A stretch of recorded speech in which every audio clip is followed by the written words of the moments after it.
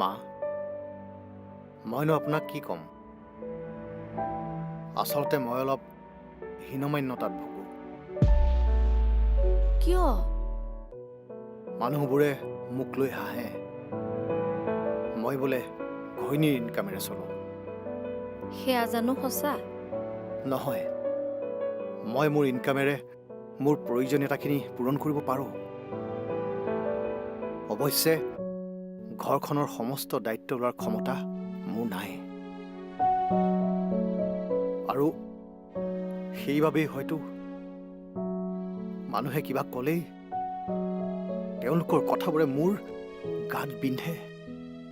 শুনা, যিবোৰ মানুহে তোমাক এনেদৰে কয় তেওঁলোক তোমাৰ ওপৰত জ্বলে, ঈৰ্ষা কৰে তোমাক। কিয়? চোৱা, আমাৰ সমাজত নাৰী কিয় আগবাঢ়িব পৰা নাই? আমাৰ নাৰীবোৰৰ প্ৰতিভা কিয় মৰহি গৈছে? বিয়াৰ পিছত তেওঁলোকৰ জীৱন কিয় থমকি ৰয়? কাৰণ আমাৰ সমাজত তোমাৰ দৰে ভাবিব পৰা পুৰুষৰ অভাৱ। সকলো স্বামীয়ে তোমাৰ দৰে পত্নীক কিবা এটা কৰিবলৈ আগবঢ়াই দিব নোৱাৰে। ইয়াত দুটা কাৰণ থাকে। কিছুমানে পত্নীক দমন কৰি ৰাখিব খোজে আৰু আন কিছুমান পুৰুষে ভয় কৰে যে নিজতকৈ পত্নী কেনেবাকে বেছি সফল হ'ব বুলি। কিন্তু তোমাৰ সেই মানসিকতা নাই। তুমি তোমাৰ পত্নীক লৈ গৌৰৱ কৰা। সেইকাৰণে অপৰাজিতা আজি সফল হৈ ওপৰলৈ যাব পাৰিছে।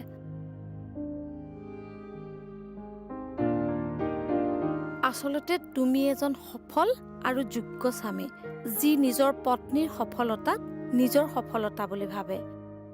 আৰু মই তোমাক লৈ গৌৰৱ কৰোঁ। কথাবোৰ মই এনেকৈ ভবাই নাছিলোঁ। ময়ো যে ইমান স্পেচিয়েল হ'ব পাৰোঁ বুলি।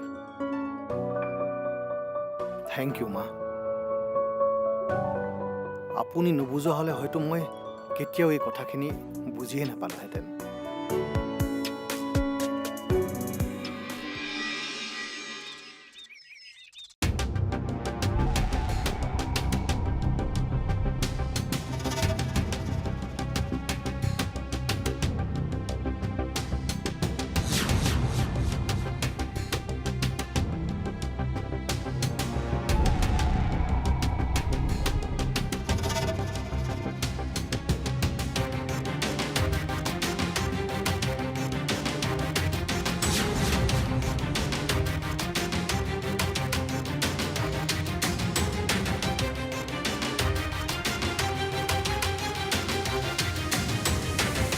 প্ৰথমতে ভাবিলোঁ গৌৰাংগক লগ কৰোঁ। তাৰ পাছত ভাবিলোঁ গৌৰাংগ কোন? আচল মানুহ আপুনিহে। গৌৰাংগটো এটা মূৰ্খ, বাৰে বাৰে মূৰ্খামি কৰে। কিন্তু আপুনি মূৰ্খ নহয়। আপুনি অন্তত এইটো কথা বুজি পায় যে সম্পৰ্ক শত্ৰুতাৰে হওক বা মিত্ৰতাৰে হওক, এডাল লক্ষ্মণ ৰেখা থকা উচিত। ৰ'ব, প্ৰথমতে মোক ক'বলৈ দিয়ক। আপুনি চাগে আচৰিত হৈছে ন? আজি অপৰাজিতাৰ কি হ'ল? আমি কষ্টৰে আগবাঢ়ি যোৱা মানুহ, বুজিছেনে? সততাৰে কাম কৰোঁ। আমাৰ এই সততাক দুৰ্বলতা বুলি নাভাবিব। আপোনালোকে বাৰে বাৰে লক্ষ্মণ ৰেখা পাৰ কৰি আছে আৰু আমি বাৰে বাৰে ক্ষমা কৰি আছো। কিন্তু আগলৈ ক্ষমা নকৰোঁ। তোমাৰ আত্মবিশ্বাসটো দেখিছোঁ অলপমান বেছি, কিন্তু এই আত্মবিশ্বাস বৰ বেছি দিন নাথাকে। আৰু যি সফলতালৈ তুমি অহংকাৰ কৰি আছা নহয়, সেই সফলতাও বেছি দিন নাথাকে। সফলতা বিফলতা সেইবোৰ জীৱনৰ অংশ। যেনেকৈ বিফলতাত ধৈৰ্য নেহেৰুৱাওঁ, তেনেকৈ সফলতাটো বিনম্ৰ হৈ থাকক। আপোনালোক সফল হওক, আমাতকৈ বহুত বেছি সফল হওক, আমাৰ কোনো আপত্তি নাই। কিন্তু আমাক অপকাৰ কৰিবলৈ চেষ্টা নকৰিব। আমাতকৈ বেছি যোগ্য হৈ সফল হৈ দেখাওক। তুমি মোক ধমকি দিবলৈ আহিছা? মোক মোক ধমকি দিবলৈ আহিছা?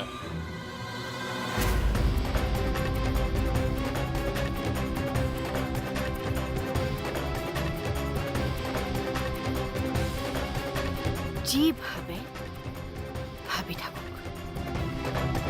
কেৱল আগলৈ যদি অপকাৰ কৰিবলৈ বিচাৰে, মুখেৰে নহয় কামেৰে উত্তৰ দিম। এইখন হাতেৰে যেনেকৈ ৰান্ধনী ঘৰত হেতা লৰাব জানে, তেনেকৈ এইখন হাতেৰে বন্দুক চলাই নিজৰ পৰিয়ালটোক সুৰক্ষা দিবও জানে। মনত ৰাখিব।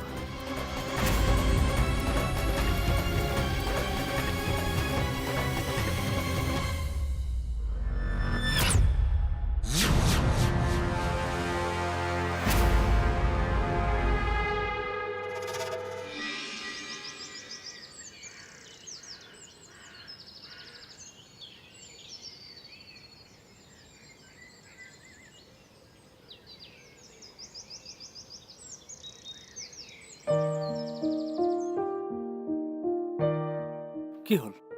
কথাটো কি? সমস্যা এটাত পৰিলোঁ নহয়। সমস্যা? অদিতিয়ে মোক এনেকুৱা এটা কাম কৰিব দিছে, যাৰ জৰিয়তে তাই অনুভৱ কৰিব পাৰিব যে মই তাইক কিমান ভাল পাওঁ। আৰে সেইটোতো সকলো ছোৱালীয়ে বিচাৰিব, মানে বিচাৰে। সমস্যা হ'ল নহয়। পূৰ্বক, সেয়া সমস্যা নহয় বন্ধু, এইটোৱে হ'ল তোৰ গল্ডেন সুযোগ। সুযোগ? উফ, অদিতিয়ে তোৰ অফিচলৈ আহি তাইৰ মনৰ কথা ডাইৰেক্ট তোক কৈ দিলে। তাইৰ দম দেখাই দিলে। এইবাৰ তোৰ চান্স, তই তোৰ দম দেখাই দে। ৰ, তেনেহ'লে ময়ো দম দেখুৱাই আছোঁ, চাই থাক।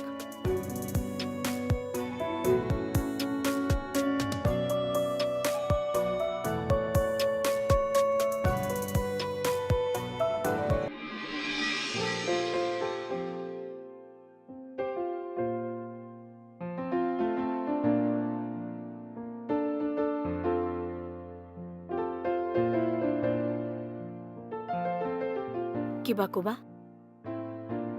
নহয় মেম, আজি আপোনাক এটা বহুত বেলেগ ৰূপত দেখা পালোঁ। আপোনাৰ এনেকুৱা এটা ৰূপ আছে বুলি মই কেতিয়াও কল্পনাও কৰিব পৰা নাছিলোঁ। জীৱনে মোক এটা কথা ভালদৰে উপলব্ধি কৰাই দিছে। আমি জীৱনত বেলেগ বেলেগ সময়ত বেলেগ বেলেগ প্ৰত্যাহ্বানৰ সন্মুখীন হওঁ, যিবোৰে পৰিৱৰ্তনৰ দাবী কৰে। সময়ৰ লগে লগে আমি আমাৰ ব্যক্তিত্বৰো পৰিৱৰ্তন আনিব লাগে। সময়ৰ লগত যদি আমি নিজকে কেতিয়াও খাপ খুৱাব নোৱাৰো, তেতিয়া আমি সফল হ'ব নোৱাৰিম। তুমি মই সদায় এনেকুৱাই আছিলো বুলি ভাবিছা নেকি? তুমি চাগে পাহৰি গৈছা, ঘৰৰ চাৰিবেৰৰ মাজতেই মোৰ জীৱন সীমাবদ্ধ আছিল। আত্মবিশ্বাসেৰে ভালদৰে মই এষাৰ কথাও ক'ব পৰা নাছিলো।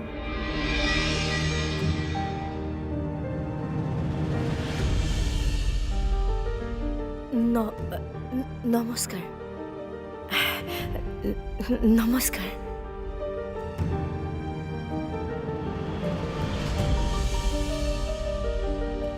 কিবা এটা ক, একো কবই নোৱাৰচোন। পৰিস্থিতিয়ে দাবী কৰিলে আৰু মই সলনি হলো।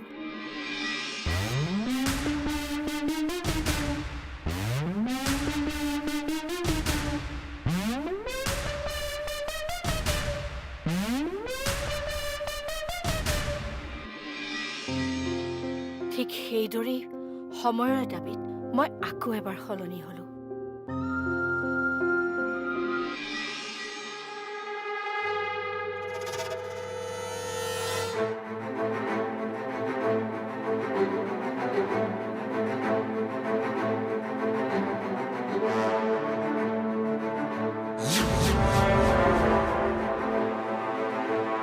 কি হ'ল দেউতা? পানী এগিলাচ লৈ আহ।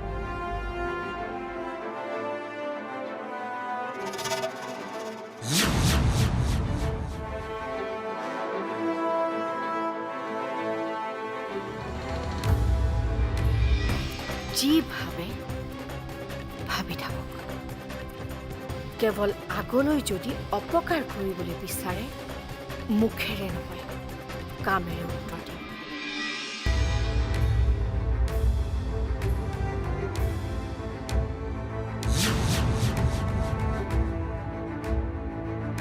লোৱা।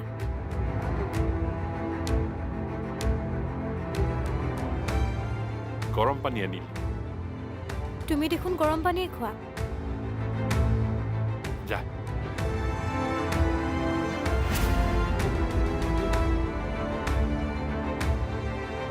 কি হৈছে তোমাৰ দেউতা? একো নাই, ফোনটো আন গৈছোন। যা, ফোনটো লৈ আহ। ফোন দেখোন তোমাৰ লগতে থাকে সদায়।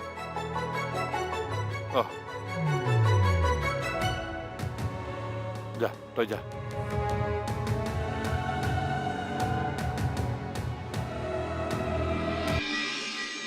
ভাগ্য ভাল আছিল বুজিছে, পুলিচত যে নিদিলে। ঘৰ সংসাৰ থকা মানুহ, পৰিয়ালটো কোনে চলাব?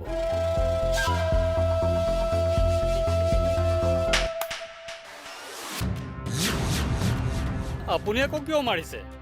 তাতেও মাৰিছে, আকৌ ইয়াতো মাৰিছে। তই মোৰ নাম কিয় কৈছিলি? তই যিখন ঘৰ সংসাৰৰ কথা কৈছ সেইখন মোৰ পইচাত চলে, পাহৰিছ নেকি? ভয়তে ওলাই গ'ল মুখৰ পৰা।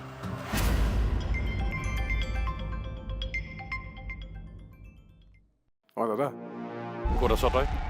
মই অকণমান বাহিৰত আছোঁ, অকণমান পিছত ফোন কৰোঁ। ক'ত আছ, কেনেকৈ আছ মই নাজানো।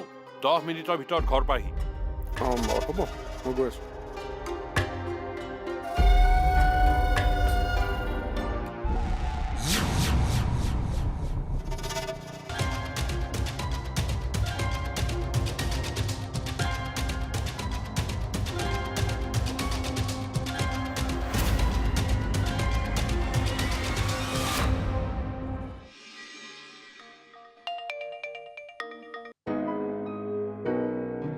তাৰমানে তুমি চাব বিচাৰিছা মোৰ ভাল পোৱাৰ শক্তি কিমান?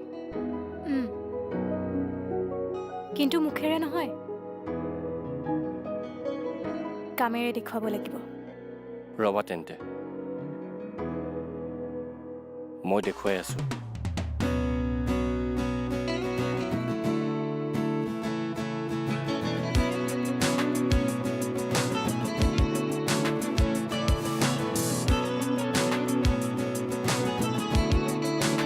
ময়ো চাওঁ।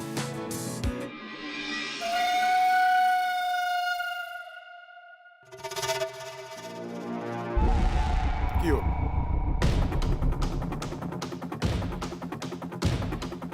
অপৰাজিতাই মোৰ আগত মোকেই চেলেঞ্জ কৰি থৈ গুচি গ'ল। নাই, কিবা এটাতো ব্যৱস্থা কৰিবই লাগিব।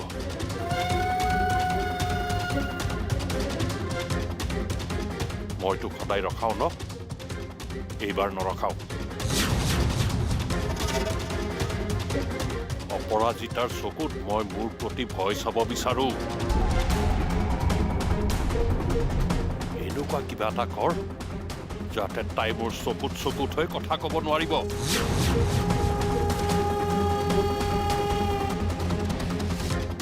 তাইৰ সেই চাৱনিটোৱে মোক শান্তি দিয়া নাই।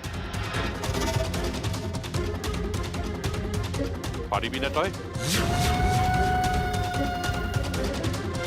পাৰিম।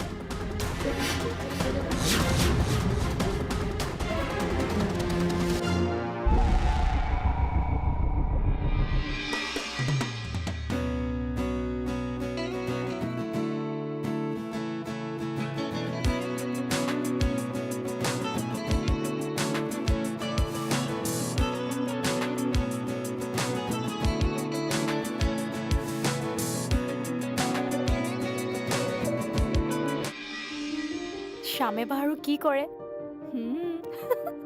কি যে মজা লাগিব মোৰ বোধেৰে শ্যাম ল'ৰাটো অলপ লাজকুৰীয়া হয় বৰ বেছি আশা নকৰিবি